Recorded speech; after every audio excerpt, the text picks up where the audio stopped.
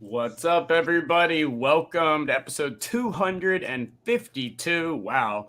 Of Hobby Hotline. My name, of course, is Drew or the DH. And joining me today, we've got the man himself, Uncle Rich Klein. How you doing, Good Rich? morning. Looking forward. We Well, have some really good topics. that we do. That we do. And then also joining us, the man, Brody TK. Not the kid, Brody the man. What's up, dude? What's up, guys? Good morning. Morning. Good to see you guys, and thanks everybody that is tuning in. Please, of course, drop any comments or any questions that you have. I'm going to post the link to the show right now so you can pop on in, ask any questions, anything that you'd like all day as we discuss some of the crazy topics in the hobby that are going on right now. But first off, happy Bobby Bonilla Day, because, of course, July 1st, Bobby Bonilla Day. I think nobody has a better day than him. But happy Bobby Bonilla Day, another 1 point, I don't know, whatever it is, 1 point something $1 million every year he gets. So happy Bobby Bonilla Day. You know, it's amazing. Bobby Bonilla gets his 1 point, but have you seen some of these NBA contracts and some of the potential effects on the sports card market where they're going?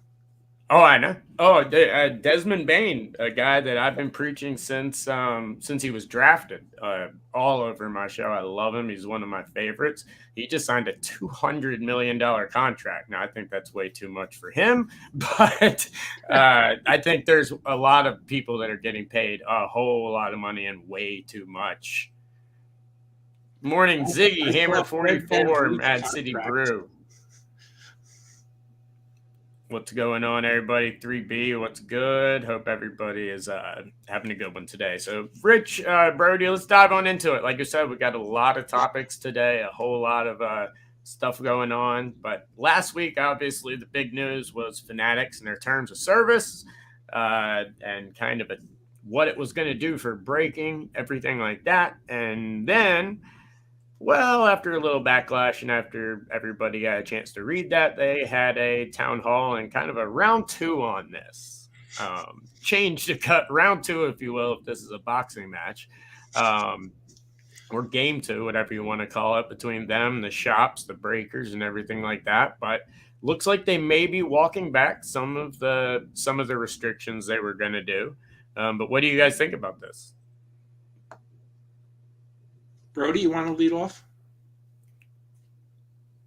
Well, the first ones, obviously, were, a little devastating at first, but, yeah, we'll see how these go. Fanatics obviously saw that shops weren't happy, and shops didn't seem too thrilled about some of these, especially new shops, because there were a lot of new restrictions going out there. So they shouldn't have been happy. Yeah. They shouldn't have been happy. The stuff that they were putting in that original contract was absolutely absurd. Now, I haven't seen the update. If there is an updated terms yet, I have not seen it. Anybody in the chat? I know we have a lot of people that own shops. If you have any, let us know if they've sent out an updated and amended part of this. But I'm glad they did, because the collector's dream goes right where I was going with this, by saying Fanatics went way too far, way too controlling. And that's really, we talked about it on Let Me Hit That Potograph this week. They say they want to do all this marketing. They want to do all this and bringing new people into the hobby and do this massive marketing campaign and be closer to the collector and all this than ever before. But putting out terms like this and making it so controlling, none of that marketing is going to work at all, because people are going to have one option and one way to do things. When it comes to something like breaking, if we're going to have breaking, you've got to have multiple outlets for people to do it in, because if you give them only one option, well, all that marketing in the world can be amazing and look great, but if it's not exactly what that person wants, they don't have another option. So, it was ridiculous, in my opinion. One of the things I've learned in my short time in the hobby, store owners don't like being told what to do. Of course not. It's their store. And even though some of the guidelines, I'm not just talking about the breaking guidelines, some of the guidelines are actually reasonable to some extent.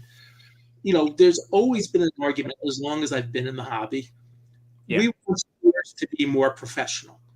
A lot of this seemed to be, let's make the stores more professional, more of a standard, I don't want to say cookie cutter, but more of a standard way to do things. Yeah. And most stores want to do things a little bit their way. Mm-hmm. And so your problem is that you're trying to do various rules for various stores. For example, the things about how many hours a store can be open. Yes. Our friend Rich Muller in Sports Collectors Daily did an article about a couple weeks ago about a working couple opening a store in Hot Springs, Arkansas. Well, they're getting there after work. They want to try to transition to full time. Well, eventually they may get there, but right now they can only do, let's say, 4, and I'm just going to make these hours up, 4 to 8 Monday to Friday, 10 to 6 Saturday, 10 to 5 Sunday. That's not the 40 hours Fanatics want you to be open. No. I absolutely agree with Ziggy here. They went way too far, way too early. You gotta, if your ultimate goal is to do that, Rich, and to make them kind of all the stores that are under the Fanatics umbrella kind of have the same feel, the same kind, the same generalized cookie cutter type of store.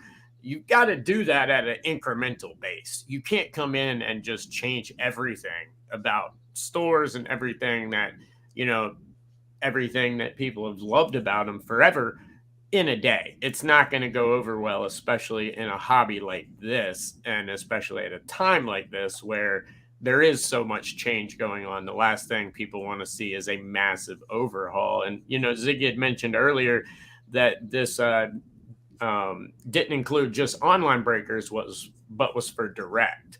But the thing is, there's also a lot of people that have big breaking companies that have brick and mortar stores. I mean, some of the biggest breaking companies all do. And so it's a very interesting time, but there's actually some, at least breaking news to me. I don't know if anyone else had seen it, but Steel City DW says that eBay just announced effective July 18th, my brother's birthday, case, box, and pack breaks may only be sold by pre-approved sellers. That was actually announced a couple weeks ago. Okay. eBay sent out letters to the people who were breaking saying, that they weren't on their pre-approved list, saying after you can't break anymore on eBay. I missed that completely. So that I like that. I absolutely love that part of it. I don't know what you think, Brody, but I agree. Mm-hmm. The eBay stuff, there's way too many people on there that those breaks were total scams. Now I could see them and see them from a mile away and figure out who was just trying to fill a couple spots and who was trying to just run a junk campaign, but a lot of people in the hobby can't. And so if you notice, and Fanatics was also talking about breaking, and I don't know how many people in the audience saw, and I believe I posted it into our group chat, that ESPN article about breaking. Yeah. Yes, they did. Yeah. Oh, and that was let's go on and say it right now. That was 1,000% planted by Fanatics with this, and that had because Fanatics and ESPN have a very close relationship to begin with. That was 100% planted by Fanatics with the new terms of service with stores and everything going on. This article was meant to shine light on breaking as they started to promote the Fanatics Live platform and all that type of stuff. It absolutely was a coordinated effort with them, especially when you look at some of the people that they interviewed for the article. But I thought that was interesting to see. It got a lot of people talking about it. I had a lot of people that don't know anything about cards that sent me a DM on Facebook or something that said, "Hey, I finally saw something about what I see you talking about all the time on social media." My point is, once you see an article on ESPN, yes, it's big time. Yeah, absolutely. And so that brought more attention to it, along with the eBay rules, along with the Fanatics letter. That tells you that everybody, once you see that much money in breaking, and I'm not talking about whether the rules are good or not. I'm just saying that that's a sign that you know that breaking has really hit the hobby consciousness big time. And it's not for everybody. Right. It doesn't have to be. Right. This is a hobby. That's the beautiful thing about it. You can do it any way you want. You can collect any way you want. You can buy boxes. You can buy singles. You can buy packs. You can do anything. You can do only card shows. You can do no social media whatsoever. You can do only social media. There's a million ways to collect. It's where we get into thinking there's only one way, which is when, problems arise, at least in my opinion. Now, I do agree with a couple of comments in here. The article itself, I'm not going to get into the actual details of the article because I do think it could have been better. It could have shined a better light on it, I think, and they could have talked about a little bit more and gone a little bit more in depth. But this was intended to be a quick piece to just grab people's attention. And like I said, it was definitely a coordinated effort with some major companies involved here of putting it out at the right time, right near the National. A lot of stuff involved in having that article come out with it when it did. But in terms of the content, hey, it is what it is. Like Dan says, he can collect Kerry Collins if he wants to. Hey, I got some Collins up here too, buddy. Morning, Dan. But yeah, so I mean, it is what it is. But Steel City DW has a question here, and Brody, I'll let you start off here. Do you guys see federal and state law changing soon on breaks as it pertains to gambling? We saw something similar with DFS a couple of years ago. So obviously, all this attention, and we've actually in the hobby been talking a lot about oversight lately and needing oversight. What do you guys think in terms of, are we going to see some, government intervention when it comes to this? I mean, I know our hobby's big, but I don't know if it's that big to get government intervention into it. But I mean, isn't opening a pack gambling? Isn't Yes. Opening a box gambling? And you're doing that by yourself. You're not you don't have to do a break to gamble. You could just go buy a box or buy a pack from your LCS. You could buy a box at Target. You could buy a box from Walmart, Meijer, or wherever. I don't think it's necessary. One thing I've always been amazed at is, unlike stamps and coins, and we're still a developing hobby, business, industry, whatever term you want to say, we've never had an American Stamp Dealers Association or American Numismatic Association. We've never had a national group that basically, I don't want to say oversees, but would settle a lot of these things. Yeah. In stamps and coins, there are long established groups. We talk sometimes, I don't think we talk very much, but in England, there's a really long established cardophiliac history. Mm-hmm. And they had collector groups and collector clubs and some stuff going back 100 years. And that's something where self-regulation done right helps. Yeah. But it takes somebody to accept, and this is actually part of the whole Fanatics letter thing again. We've always been very independent. And we've tried a few times to have national organizations. We tried in the 70s. We tried in the 90s. We tried in the 80s. We tried locally various collectors clubs. Some of the collectors clubs are still somewhat around. Yeah. But we've never really been able to get any sort of a national association off the ground. Right. And that would take care of a lot of it, because then you would have self-regulation, there's a way to do that. It's going to have to take some of like breaking, for instance. If breaking wanted to be regulated, some of the biggest breakers coming together and putting together a list that, of stuff that, hey, we'll abide by this. And then hopefully other people agree and say, hey, we'll abide by this too. You make it too specific, things like that that makes it look like you're trying to benefit yourself. It's not going to go over well. If you make it like you're trying to benefit the hobby, I think it's something smaller breakers would latch onto, things like that. Maybe you could get some type of self-oversight, things like that. Otherwise, I don't know if I see the government coming in eventually in some way, shape, or form. I don't think there's going to be some massive, just big all of a sudden overhaul that's coming out of nowhere or anything like that. I don't see that.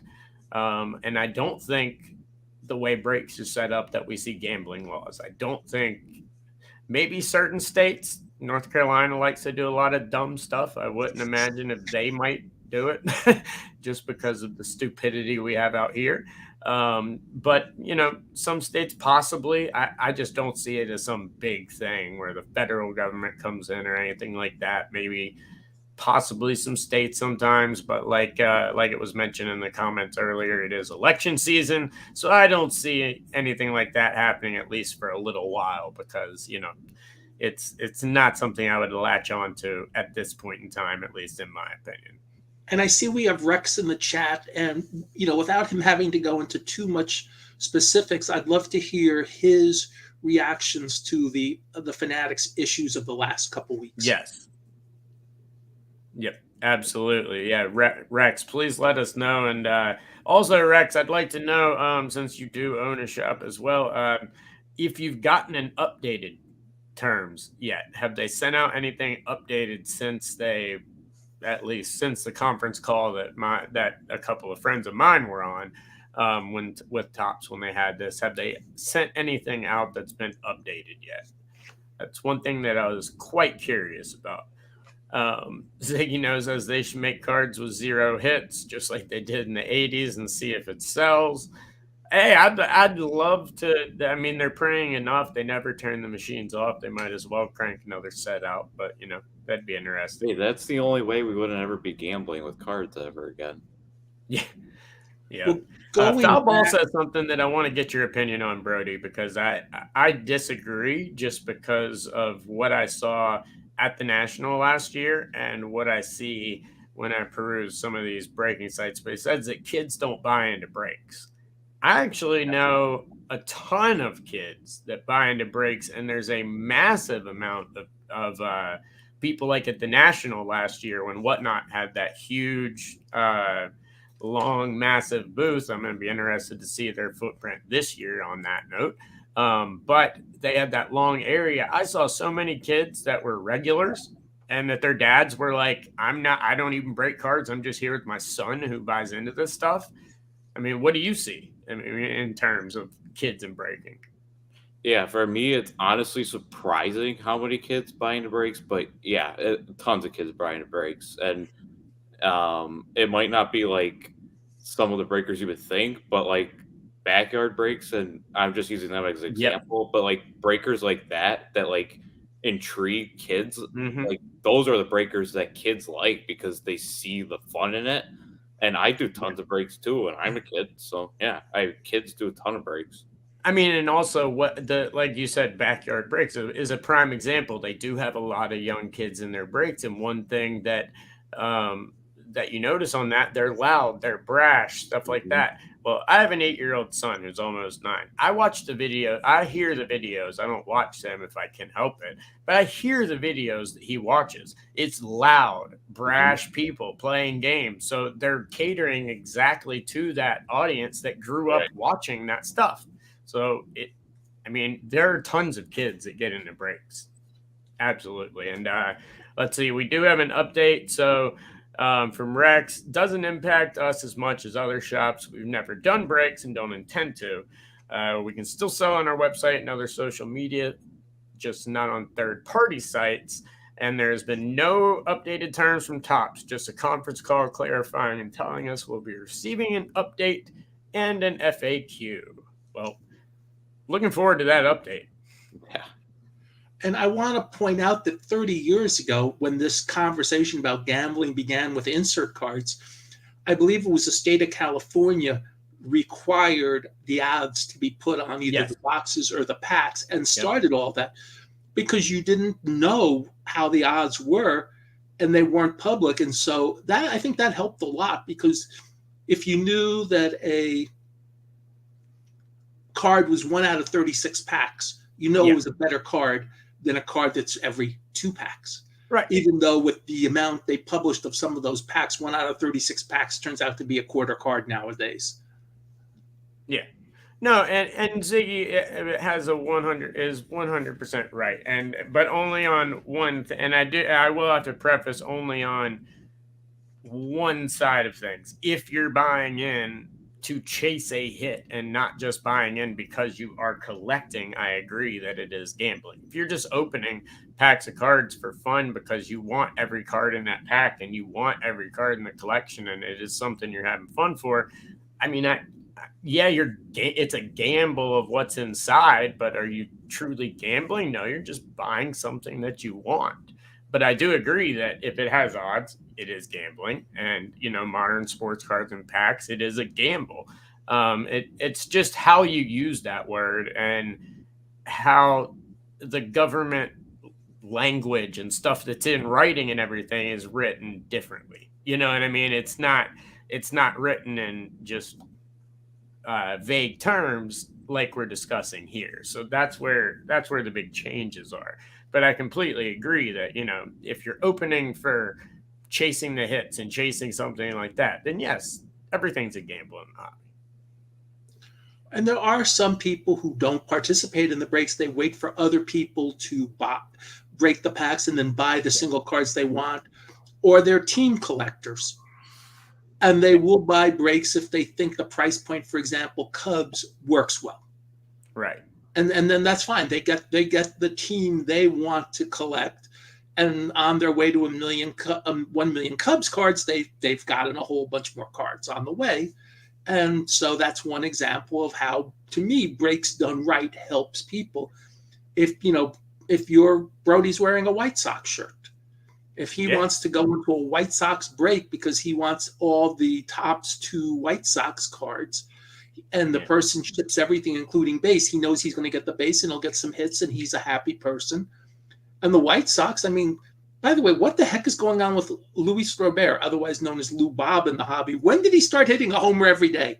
I don't know. I know. I mean, he was struggling. I mean, last year, he wasn't even hitting for power. And now this year, that's all he hits for. His average, his average is okay. I think he's around 270, and now he's just hitting bombs right behind Ohtani. That's awesome. Yeah, I looked today and he's 25 homers. Yeah. Yeah, I know. Yeah, his card market's reflecting it too. People that, like myself, that held on to stuff way too long are finally able to see a little bit better return on some of that stuff, at least. So that's nice. And I see, Rich, if you do want a skunk on a break, I'm like White Sox where you get something, just pick East Carolina. You won't find nothing.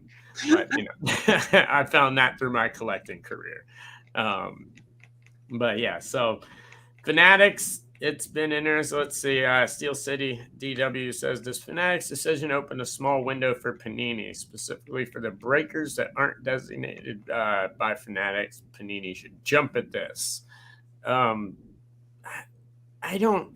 If I'm Panini, I'd kind of just continue. I focus more on my product and making my product better and figuring out how to navigate the upcoming loss of all these licenses and put more of a focus on the UFC, the WWE, the stuff that, they're losing WWE, but UFC and some of the soccer licenses that they're going to actually have in a couple of years. I would focus on cards and personally stay out of this if I was Panini, especially while they're scrambling to really, they're still trying to fix a lot of things. Plus, they've hired a whole bunch of new employees. Yes. Even if they have a lot of hobby experience, they're still new to doing product. So there's a lot of the people they hired have not been in products before. Some have been, but most have not been. Yeah. And as such, you've got to also bring them up to speed on that. Yeah. Yep. And Rex says that Fanatics will eventually require Topps products to be done all on Fanatics Live. Mark my words. I actually agree with that. I don't think it's going to be immediate, but I do think in probably 5-10 years, I think it'll probably be along those lines. I don't think by any means will it be immediate, but eventually it'll probably get there. Does that mean the Breaking Pavilion from the National goes away? Well, I guess it depends on what Panini, Leaf, And let's see if other companies come around, what they do. Once one company has, we haven't seen one company have all these licenses and things like that in eons. So it's going to be weird when only one company has it, what these companies do and how the hobby community reacts to all of the products that they are able to put out. You know what I mean? One positive note, I don't know, Brody, if you've gotten a chance to open any or anything, but I've seen a very positive reaction to Donruss Baseball by Panini this year. I've seen a huge positive reaction, which is all prospects and retired players, which is quite a departure, from what they had before when they could actually use the players. They can't now. So it's all prospects and retired players. And I've actually heard nothing but good things about it. Yeah, I've meant to buy a box, but I've been buying so much wrestling that I kind of forgot to. But next time I'm going to get a box. I'm going to remember. But yeah, I've heard so many good things because there's so many numbered cards and you get 3 hits and it's about $100 box. So you can go and sell each of the numbered cards you get for $2, $3, and the lower numbered ones for $5, $6, $7, and the autos for $10, $15. You can make your money back and more easily for every box you buy, like easily. Yeah. Even if you don't get big time hits, like easily. Yeah, no, I agree. But it's been interesting to see. I've seen a lot of people with a positive response. So I think it'll just depend on how that stuff looks and what it looks like. And Rex seems like people in the shop like it as well, which that's good. So, I mean, I think that's a positive sign because that's what we need to really be looking at when it comes to things like that, Rich. If people in the hobby actually still gravitate towards these products once the licenses are gone. I think that'll determine if we have a Breakers Pavilion or the Topps Fanatics Breakers area. Well, one thing to remember too with a product like Donruss, once you have, yes, you don't have the active players. People love prospects, but people also love the retired players, and both of those people are not under yet. I mean, there are players now in the minor league. There is now a union. Could there be soon a licensing agreement, as there is for the major league players? Right. I mean, I know there's already Topps Pro Debut, and they can do Bowman, and they put them in major league uniforms, but there's now a minor league players union. And licensing is the next step. I'm glad they're getting paid, and I'm glad that they're going to have much better living accommodations than they previously had. That's all a positive. And then the next positive, get them paid. All for all these years, all these team sets were done by grandstand and choice, and I'm glad they did them. But how much did the players get paid for that? Oh, I know. And if they can get paid to be in the team sets, to me, that's a win. Even if it boosts the price of the set from $10 to $15 or $20 at the concession stands, it's okay. Yep. Because the players are getting paid. And then yes, it'll be like everything else. Most of them won't make it, but a lot of them end up with, hey, their families want their cards, or the local people love their cards. So I'm in favor of that. And to me, that's something we haven't discussed yet. And that's something I just thought about. We don't know where that's going. Yeah, no, that's very true.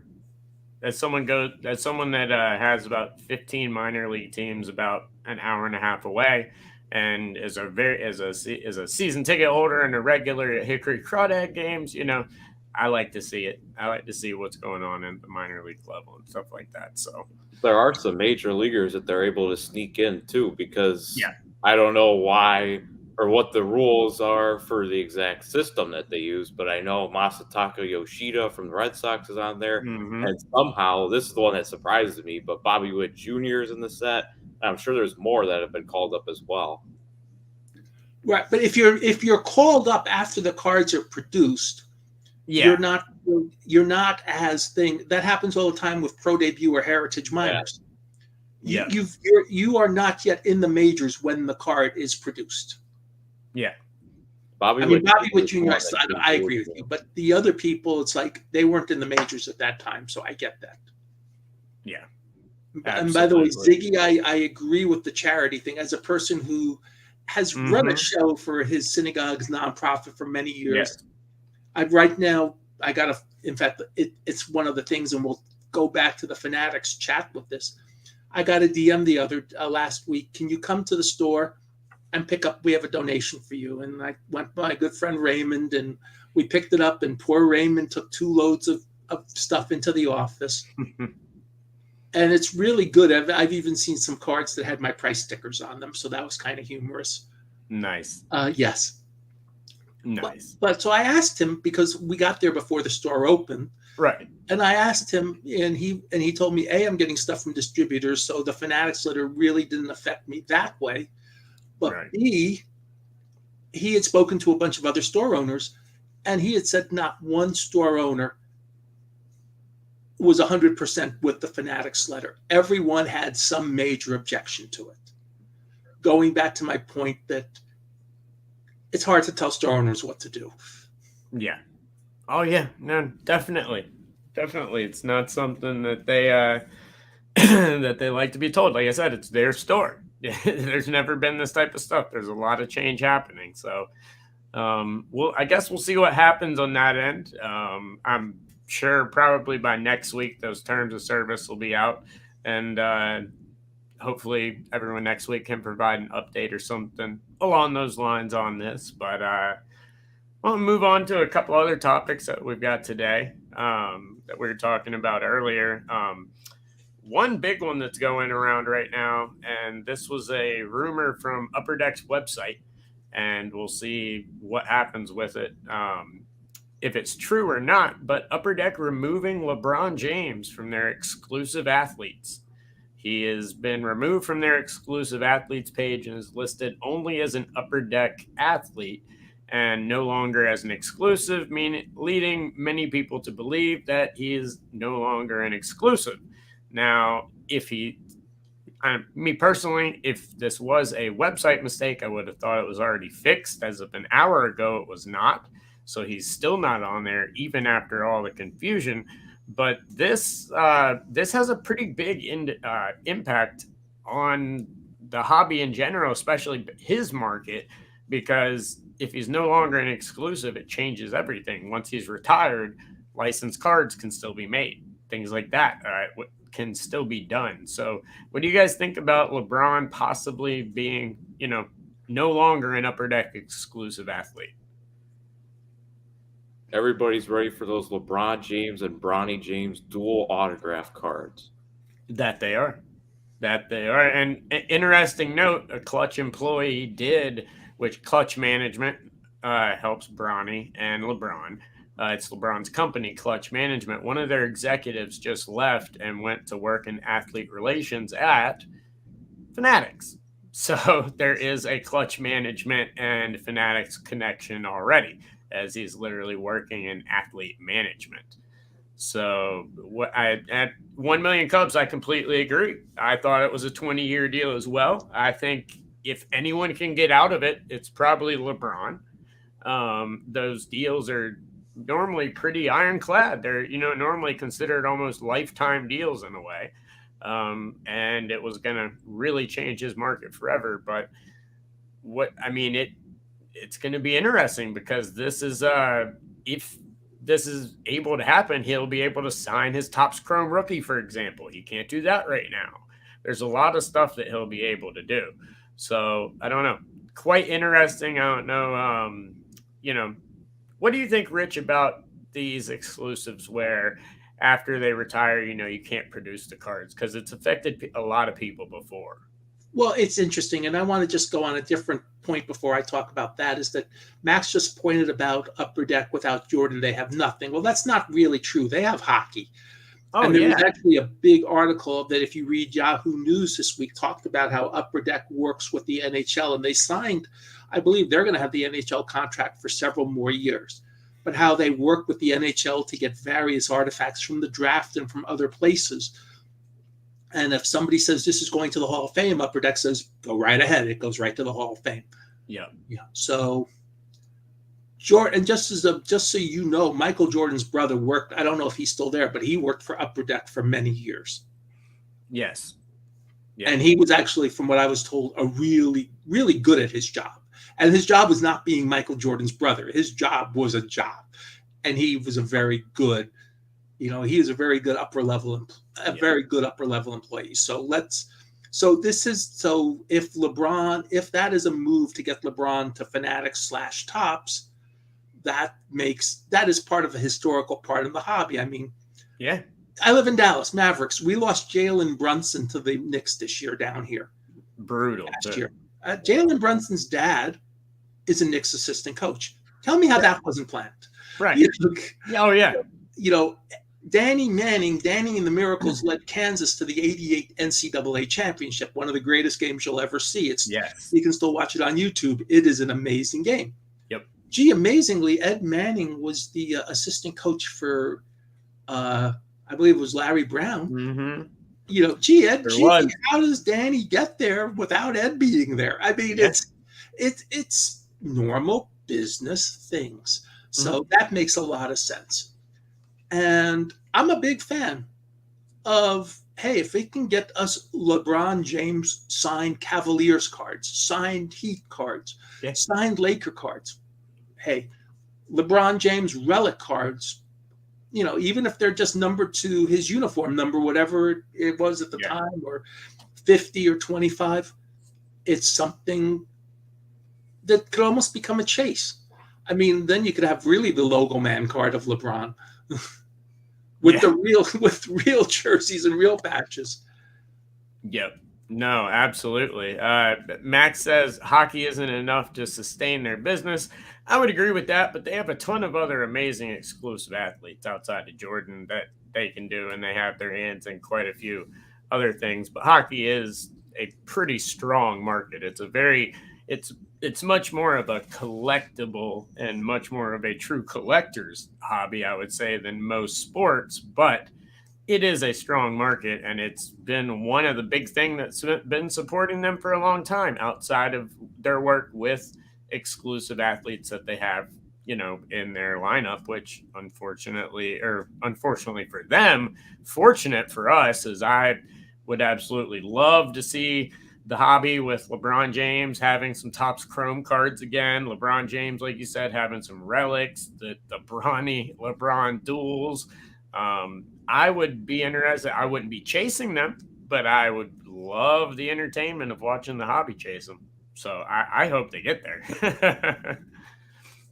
But Upper Deck, as the chat is mentioning, Upper Deck, has been in the news a little bit lately. They posted it again on LinkedIn the other day that the upcoming Lorcana set, they have a lawsuit going on right now and are suing the producers of Lorcana and one of their former employees, saying that they pretty much took the design, went over to these guys, I forget their name, I'll pull it up right now, and then decided to release the game under a different name. So it'll be interesting to see. I don't know if there's been an announcement, if that's been pulled or anything. I know it comes out late August. I think the 23rd of August it comes out. But I don't know. What do you guys think? Do you think that Lorcana game, what happens with that? Upper Deck, I will tell you, feels I did not find it on a quick search, but Upper Deck must feel very comfortable because Jason posted on LinkedIn all about it. That's where I saw it. That's where I saw it was on LinkedIn. If you're posting about it, you feel comfortable. Yeah. That's something to remember. Again, I do not know any of the details, so I'm not going to get into any weeds on that. Yeah. I just know that if you're posting that you've got a suit and you want to publicize that you've got a suit against somebody, you probably feel you have one heck of a good case. I agree. No, I completely agree, especially if you're posting on somewhere like LinkedIn and stuff like that, where it's like more business people than anything are going to be seeing it. Because that's where I saw it, Rich. Multiple posts about it from multiple different people. So like Ziggy says, I think they do have a good case against them. I'm going to be interested to see. It would take a very strong case for a judge, or a judge that's just a little trigger happy, to halt the release. I think it would be very tough to do that.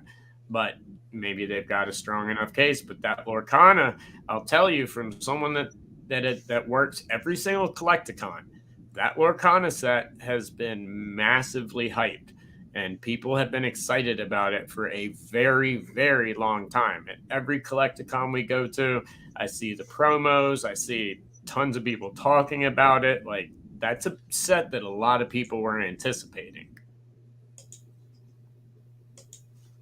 Brody, I wanted to ask you along those lines. How does the younger generation look at stuff like Cacao or however you say it, and Lorcana and sets like that? You know what I mean? Are they into that type of stuff, or is that more geared towards some of the nostalgia collectors right now? Do you think? I would think more towards the nostalgia collectors.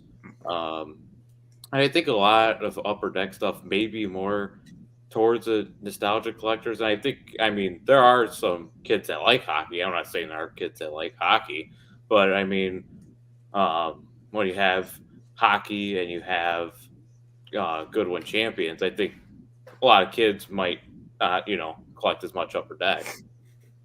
Yeah. No, I completely agree. Ziggy says they'll probably settle. Upper Deck will get paid. Lorcana go forward. Maybe a revenue share. Vintage card collector basically saying the exact same thing. That's what I could see happening as well. I don't think it's halted. I mean, unless Upper Deck really wants to try and fight something, but I think a settlement's probably what's going to happen with that. But quite interesting, and shows you the value of that IP that companies have. Like when Panini was just broken into, a lot of intellectual property, a lot of product designs, things like that are probably on those hard drives. That's valuable stuff. I mean, that's the future of the hobby. So I just want to point out, I saw young John Brogy post in the chat, and since we always like to talk about the National, maybe not for the whole show, but since his family has been running the National for more than 25 years. Yes. We're honored. We have whatever your official term is, Brody, but we have you in our cast today, so as one of our hosts. So tell us what your national role is right now and what you're looking forward to. So I am one of National's official correspondents, and I am going to be helping them this year with the auction, and I have some tickets to give away. I'm super excited for the National this year. It's in my backyard. I'm going to be posting about it all year. Super excited. National's going to be awesome. Super excited. Be posting about it. Yeah, it's going to be awesome. Super excited. Nice. Yeah, we've actually also got some tickets to give away as well. They're up on Let Me Get That Potograph socials right now. So if you want to go to the National, jump on in. That's awesome, man. Are you going to be set up with Tim again? Yeah. Wonderful. Ambassador for the National. Yep. And they're the sponsors and everybody like that. Tim's Signatures for Soldiers. Always fun. I always love going to that booth because I get to see you and Tim all at once. I get to see how much taller you've gotten and how much bigger you are than me. I'm sure it's going to be a lot bigger this year, but looking forward to it. And Tim always made sure when I was doing prizes and giveaways and cards at my synagogue show. Now that we have a smaller show, I don't have to do that anymore. But Tim was always very nice and always gave us some very nice prizes as a donation. So he was not only taking stuff in, but he also was very giving, and I always thank him for that. Yeah. I'm definitely looking forward to it. So, guys, before we wrap everything up, of course, guys, if you'd like to call in and join the show, please, we've got the link. I'll put it again in the comments right here for you. If you'd like to call in, if there's anything that you'd like to ask, come say, please. We'd love to have you join. But guys, before we wrap everything up, there's one thing that's been kind of at least captivating a lot of the hobby, not necessarily the sports card market, even though I've seen a lot of sports card shops and breakers buying a lot of this product up. But the Lord of the Rings Magic the Gathering set that came out had the 1-of-1 Magic one ring to rule them all card that everyone was looking for, that had a bounty put out on it, $1 million bounty put out on it. Beckett had an absolutely insane package if you pulled it with a really cool custom label I was hoping to see, but the 1 of 1 was pulled. It was graded by PSA, and the chase is over now. But what do you guys think about, not necessarily the card itself? I'd like to know, which, what you guys think about the set and everything like that. But what do you guys think about bounties? Because we're seeing a lot of them pop up now on just about every big card. The Drew Jones, for example, was one of the recent ones. And then you had the Nash cards bounty for the card that had Nash cards written on it and stuff like that. What do you guys think about bounties in the hobby and the attention that this card has gotten? Because it's everywhere. In a sense, everything is a bounty. We're publicized. Some people think it's gambling. It is like winning a lottery, but done right, it's like winning. It's like I remember when I was in Beckett in 1998, I got a ton of phone calls. And in those days, it was phone calls about the McGwire-Sosa home run chase. As a matter of fact, there was like 2 weeks where I couldn't get any work done. It's not only so many phone calls. I was like, guys, cover me for these 2 weeks. I'm literally getting phone calls after phone calls because I am one of the 3 people who can talk about things officially for Beckett. And my point at the time was that the home run chase and these home run balls were literally something that were fan available. You hit a ball into the stands, you caught the ball. You catch the ball, you make the money. In 1961, a fan by the name of Sal Durante caught Roger Maris's 61st home run ball and got all of $5,000 because a restaurant owner named Sam Gordon in California, who understood, put a $5,000 bounty on that ball. Nice. There was one guy, he ended up with McGwire's 70th homer ball, and Todd McFarlane overpaid, and he told you at the time he overpaid. But he had a business reason to overpay because he wanted to get a license for his McFarlane stuff to be licensed by all the sports people, and he wanted to show he was a serious sports person, not just a comic book artist. So he paid $3 million. In a sense, that was a bounty too. This is a different type of bounty, but it gets interest. And anything that gets interest is, to me, something that helps the hobby. And is it a form of gambling? Yes. But it's something done right, everybody can get. Yep. Ziggy No asked the question in regards to Magic. It'd be interesting to see if boxes go down in price. Why didn't they use Beckett? I think probably, the Beckett package was amazing. The custom label looked beautiful. You got one of the big custom one card, like super protector Zion cases with a gorgeous decorated front, airplane tickets, boxes, all this stuff. I think it was just pulled by a dedicated PSA collector. Someone that was a PSA grader probably through and through, I think is probably who pulled it. Because there's no video of it being pulled. So obviously it was a personal box that no one was recording, or at least they haven't released a video of it. So unless, maybe they have shop security cams if it was opened up in a shop, but it doesn't look like there's a big video on it. Seems like it was just pulled. Dave and Adams was actually the ones that announced that it had been found. So apparently they didn't even post it to social media. They went right to the people putting out the bounties. But I don't know why they did. I would have loved to have seen it in the Beckett slab because the mock-up looked really cool, but at least we have, the mock-up to look at. But I like Dufex's of Life's idea. We need a reality TV show on card bounty hunters. I love it. And throw out some bounties on some stuff that's out there, whether it's cards, memorabilia, whatever it is, and go chase them down. And in a sense, we've been chasing bounties for a long time. Yeah. We don't know where Bobby Thompson's home run ball is. We've never actually, that was, the Giants win the pennant, If you haven't seen that, then you're much younger than me and probably even much younger than Brody. But Leland's put $1 million bounty on that ball a few years ago. Yeah. They never paid. And it wasn't that they wouldn't have paid. Nobody can conclusively prove that is the ball. And baseball's done some very smart things in recent years. When there's going to be an event, they put special markings now on certain balls. so you can prove that certain balls are from certain events, absolutely. and that's very smart.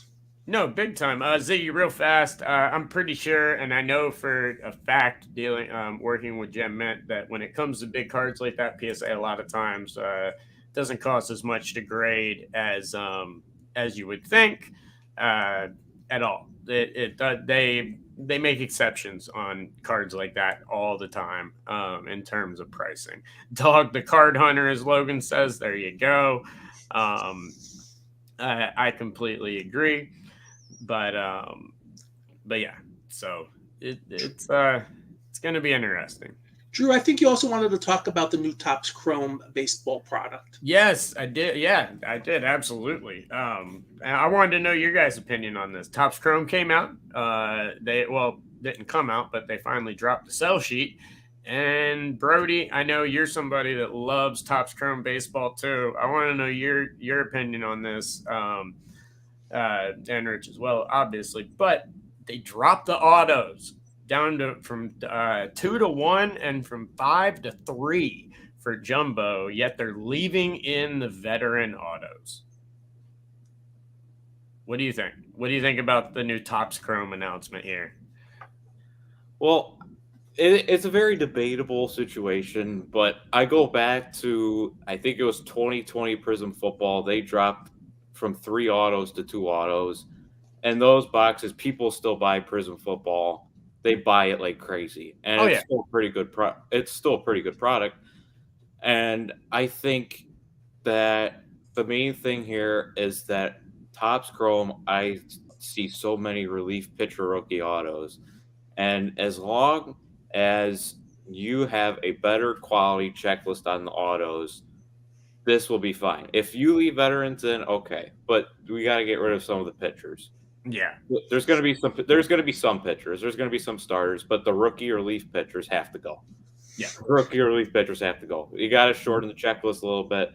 The prices are going to probably stay the same. That's kind of how hobby's always been. They don't really. It's never been like we're going to drop autos, so the price is going to go down. No, that's not how it works. It's never been how it's worked. So. No. Well, and also, hey, guys, don't forget, we've got the amazing and unknown taco fractor to chase. My God. We have no idea what it is. It's not listed with the regular parallels. It's listed as a separate card with only 5 copies, so no one knows if it's a parallel or if it's an insert or what it's going to be. But I don't know. A little underwhelming tease with a taco fractor. I don't know. I do want to point out that they are also continuing the MVP promotion. Yes, they are. And there's, I believe, 5 cards from the MVP buyback in this year's set that are signed by Judge and Goldschmidt. Hopefully they chose some of the low-numbered cards that were sent in, like the people that sent a gold in or something to really get some money on a hobby box. Hopefully they used 5 cards like that and not 5 base. But there are some of that. And so don't throw away those base cards because, well, at least of the guys that might win MVP, maybe a Reyes and a couple other people I would keep. But they are doing the MVP buyback again. But this just tells me that they're overprinting it like crazy.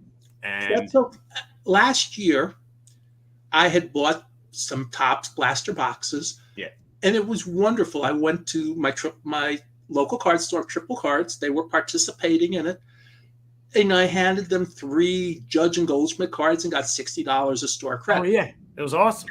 And it was wonderful because they were doing a Secret Santa trade, and I'm happy to participate in that because I'm a big fan of Secret Santa, which is a different subject. And I'm going to give them a little pub in addition to the Dallas Card Show in a couple of weeks. The Triple Card family of stores is doing a Christmas in July thing next week, and I'm excited about that. Yeah. And they have some prizes, I'm told, that are thousands of dollars. So I'm all in on that. And I was happy to talk about that, in promoting that along with the Dallas Card Show, in my mailing list. But I wanted to point out that all of a sudden it was like, I know who I'm getting is my Secret Santa person. He's actually given me a couple big donations in the past. So they said, try to go over if you can. I said, okay, I'm going to go over. I found out later that the box I got him he opened it with his son on Christmas Day and got the case hit. So, Yep. I mean, talk about things working out well. But yeah. that was exciting. I didn't have to pay for that box I gave him. Mm-hmm. Yeah. These redemption cards, so to speak. I'll call it a redemption card. I know it's not a redemption. Exchange cards. Yeah. They paid for his Secret Santa. So I was a big fan. No, I love the buyback programs, and I hope they continue to implement stuff like that into future things and not limit it to just the MVPs and things like that. But I do think that this is just showing that they're printing a whole lot of this. And I was really hoping, with Bowman Sapphire this year, they cut the print run. The boxes were, a lot more loaded. The print run was cut quite a bit. And Topps Chrome is iconic. It's legendary in any sport. And I don't want to see it get too watered down. I don't want to see the Sonic, the Cosmic, and all that stuff. I want to see it hold its recognition and stuff that it deserves, but it feels like it's being printed now to the point of Series 1 or Series 2, where it used to be a lot different. But Brody, what are your are you still excited about Topps Chrome? You still looking forward to it? I know there's a lot of cool new inserts, autographs, and things like that in it too. Yeah, I'll be excited to do some packs on the Daily Rip. And I also saw that if there was, I don't think this is going to happen this year, but hopefully going forward they do this again, that if back-to-back MVP, so if Judge won the MVP again or Goldschmidt, which I don't think either of those are going to happen, sadly, but hopefully in the future Ohtani could definitely do this. It would be $40 for the base card, which would be really awesome. Yeah. That'd be awesome. And I think Ohtani is definitely one that could do that for sure. So that would be really cool. Would double all the values. So that'd be cool. Yeah. No, I completely agree. And like I said, it gives you another thing to chase in the cards, something that's readily available, and it gets you in with a card show, a card shop. It gets you to where you're going into the shops as opposed to doing everything online. So I think that is, a great thing for the hobby. I love these MVP buybacks, but it is what it is. It's something interesting, but yeah, it was a disappointment to see him drop the autos. I agree with you, Brody, 1,000%. If they're gonna drop the autos, they need to also cut the checklist some, or at least beef the checklist up. I haven't seen a lot of Trout in Topps Chrome lately. You know what I mean? I haven't seen. Yeah. Get some of these better players, get people like Luis Reyes, some of the better players to sign, and get some of these relief pitchers and, obvious just filler out. Let's see. Before we go, thanks, Mad City Brew. Yes, you have a good weekend as well, and a happy 4th of July. Ziggy asking why not pizza or sushi fractors. Hey, maybe don't give away their secrets for 2024 and 2025, Ziggy.